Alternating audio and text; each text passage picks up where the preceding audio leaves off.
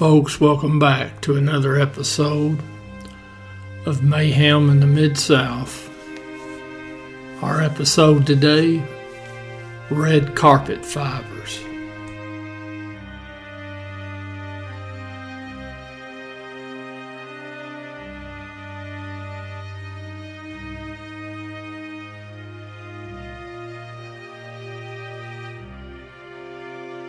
Folks, the villain that we're going to be talking about today, he started out as a rapist and he graduated to serial killer.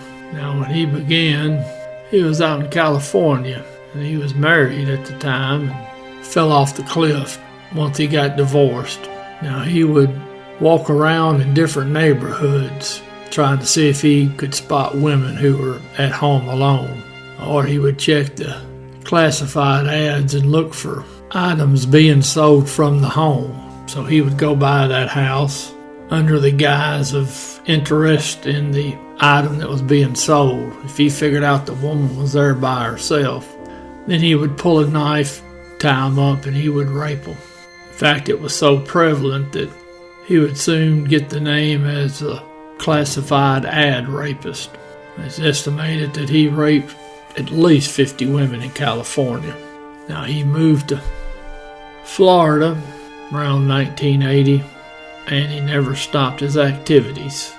Now, they estimate he had done at least 50 rapes in the area of Miami, Acola, Fort Lauderdale. That's between 1980 and 83.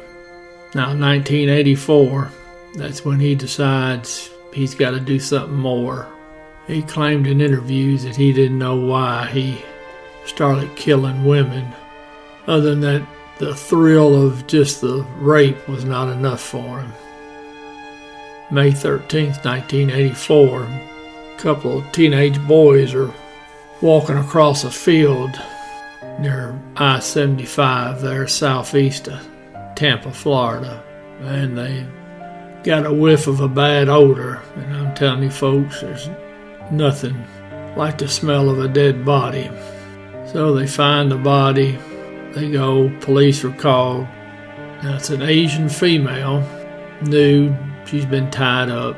Now she went by the name of Lana Long. She was Laotian. Now she was a dancer at the Sly Fox Lounge, which was located there on Nebraska Avenue in the city of Tampa.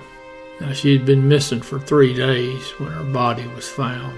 Medical examiner estimated she'd been dead 48 to 72 hours. ME also ruled that she'd died of strangulation. Now they found tire impressions, which they took a cast of. And at the time, police are looking at these tire casts and they're saying this is 3 different tires on this one car, all different brands. Also, they found a single red nylon fiber. Now they looked at that fiber and it looked like a carpet fiber, maybe one that would come out of a house or a car. It's 2 weeks later, May 27th, 1984. Construction worker, he finds a female body there on what's known as a lover's lane near Plant City, just north of Interstate 4 there in Hillsborough County. Now this is the second murder they're going to make the scene of. It's not quite a carbon copy, but it's awful close to the first victim. Victim was nude. She was on her back. Hands were tied. She had a ligature around her neck. Now she'd been stabbed and she'd suffered multiple blunt trauma injuries. ME estimated she'd been there 8 to 10 hours. Now police again recovered tire impressions from the dirt road there that ran about 8 feet from where the victim's body was. Now, Hillsborough investigators are convinced that this is now the second victim to die at the hands of the same individual. Now, they couldn't identify the victim, so they did a composite drawing, released it to the media. She was finally identified as Michelle Sims. Now, they were able to identify one of the tire marks, impressions, belonging to a Goodyear Viva tire. And according to the tire expert, the white wall would have been facing inward. Now they sent off some of this information to this tire expert, and he identified the second tire, as a Vogue tire, which was an expensive tire, and they usually came on Cadillacs. And again, police recovered red nylon fibers.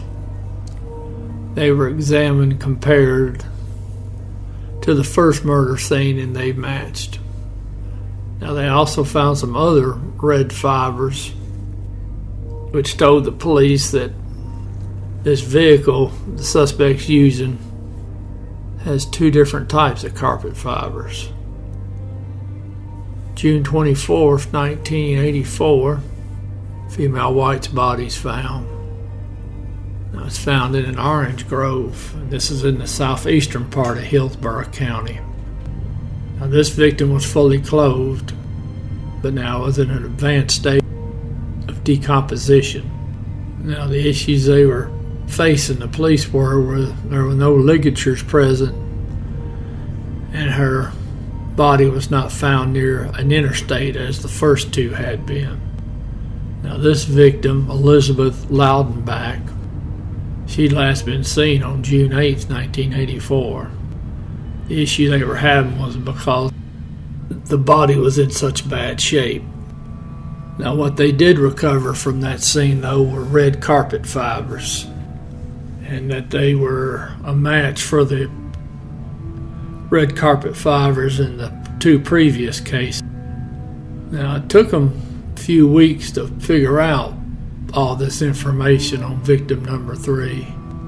When they sent the carpet fibers to the FBI, they were not assigned to the same examiner who had worked the first two homicides, which obviously is very important, because if you have that same examiner, then he knows what he's looking for, and he'll know pretty quick if we're going to have a match or not. So it took a few weeks, but they did figure out this was victim number 3. They had a serial killer on their hands. October 7th, 1984, a ranch hand finds a young female black's body next to the entrance of the cattle ranch he worked at. Now it was up there at the Pasco County, Hillsborough County line, up there near Hillsborough State Park. Now they determined cause of death was a gunshot wound. Now the last time she'd been seen was September 30th, 1984. And she was walking the street up around Nebraska Avenue. Now she was nude, as most of the other victims had been.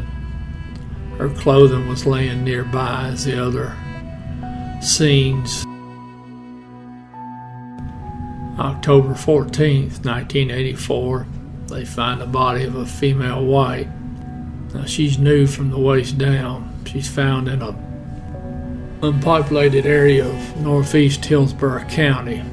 Now the body's found in an orange grove about 30 feet from the dirt road, and it appeared her body had been dragged from the car to the spot where it was found. The victim's hands were tied in front, as were the legs. This victim did have ligature marks on her throat. Now it appeared she had suffered some blunt force trauma and had been strangled, which was ruled as cause of death. Now she was identified as Karen Dinsfrin. Now she was known to walk the streets in the area of Nebraska and Hillsborough Avenue.